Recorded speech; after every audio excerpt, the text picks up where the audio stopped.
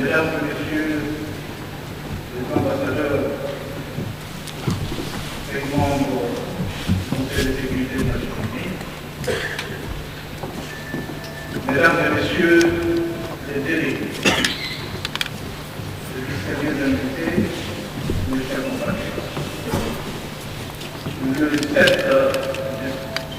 le 7 septembre dernier, il y avait dans cette même salle procédé à l'ouverture des travaux de concertation nationale. L'objectif assigné à ces assises, forum d'échange entre fils et filles de notre pays, dans un esprit républicain de tolérance mutuelle, était de dégager le voie de moyens susceptibles de rétablir et de consolider la cohésion interne en vue d'assurer la victoire sur toutes les forces de la nation, de renforcer l'autorité de l'État sur l'ensemble du territoire national, de mettre fin au cycle infernal de violence à répétition, principalement dans la province du Nord-Kivu, la province du Sud-Kivu et d'Ituri.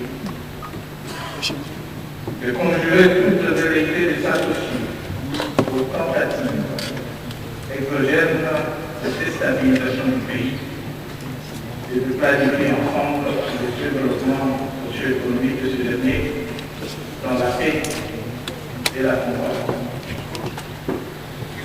3 semaines après, je suis heureux de constater que conscient de la haute mission qui leur avait été confiée et fort de mes orientations, les délégués aux concertations nationales ont fait preuve de diligence et ont achevé leur travail.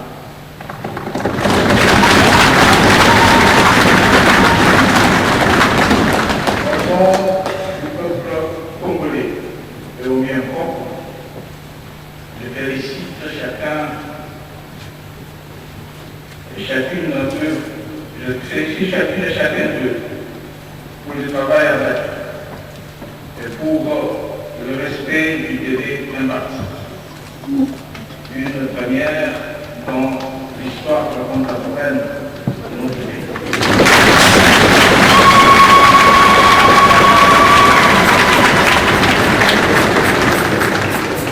J'avais eu d'assises similaires qui examinent autant des questions d'intérêt national et proposer des pistes de solutions en un temps aussi court.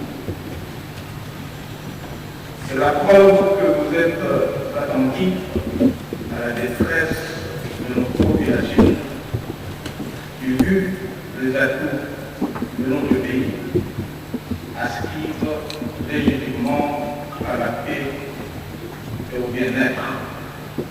Et que non seulement vous avez entendu, mais aussi que vous avez trouvé pertinent mon appel à la mobilisation générale du mettre définitivement en place.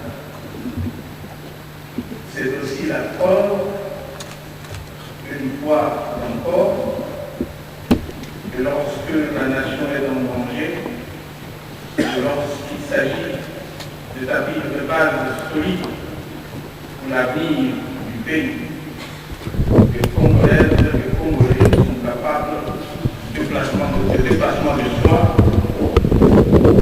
et de sursauts patriotiques.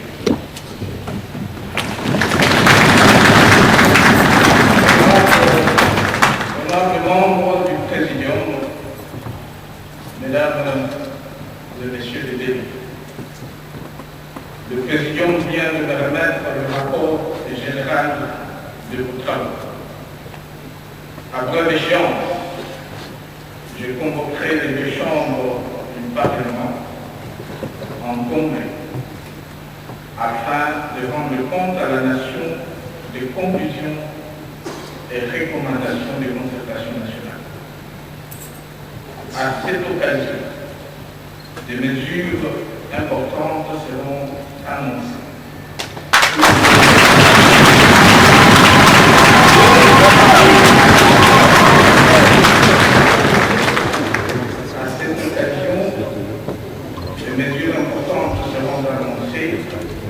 Pour y donner suite, répondre aux préoccupations légitimes des délégués et par-delà la seule de notre peuple, imprimer un nouvel élan à l'œuvre de reconstruction nationale.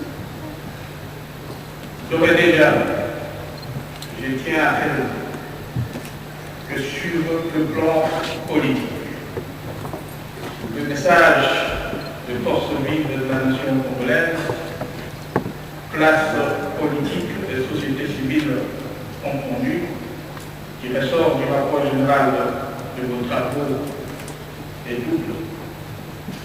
D'une part, vous tenez au respect du cadre institutionnel qui régit notre pays. D'autre part, face aux enjeux de l'heure, vous estimez qu'il ne faut pas sacrifier les impératifs de la pacification et du développement accéléré du pays sur l'autel d'une orthodoxie démocratique qui voudrait que la majorité tienne la minorité éloignée de la gestion de la chose publique.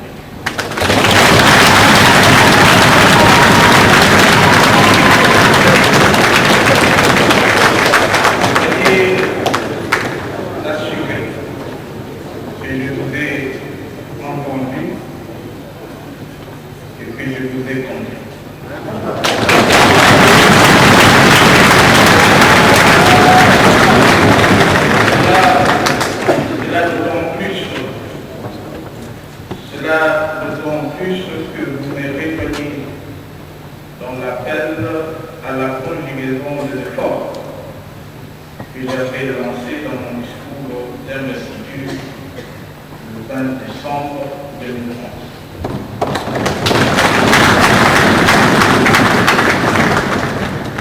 Honorables membres du Présidium, Mesdames et Messieurs les délégués,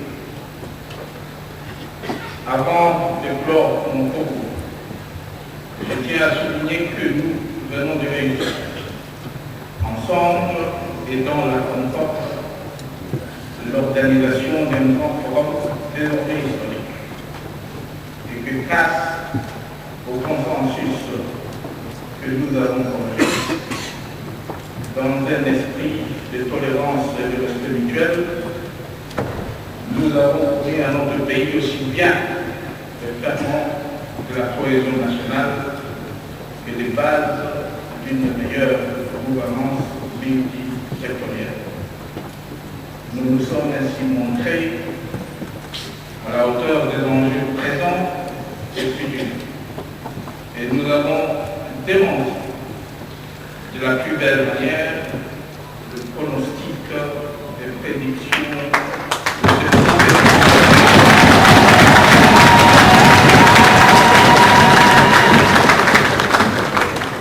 Nous révélons bien sûr à la qualité et au patriotisme des participants ainsi qu'à ceux de personnalités toutes nationales qui ont eu la charge d'organiser les concertations et d'en diriger les délibérations, singulièrement les membres du Présidium à qui je présente cette félicitation.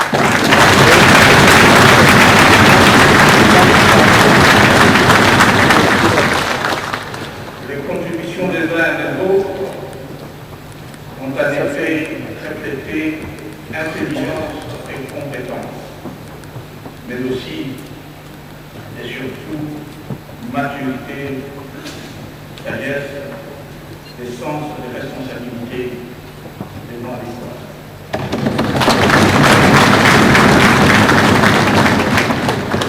Pour l'émergence de la République démocratique du Congo, c'est un motif notre légitime espoir. Demeurons ainsi à jamais unis, motivés et déterminés, et nous relevons tous les défis. Sur ces honorables membres du Président, Mesdames et Messieurs les délégués, je déclare clos les travaux de concertation nationale.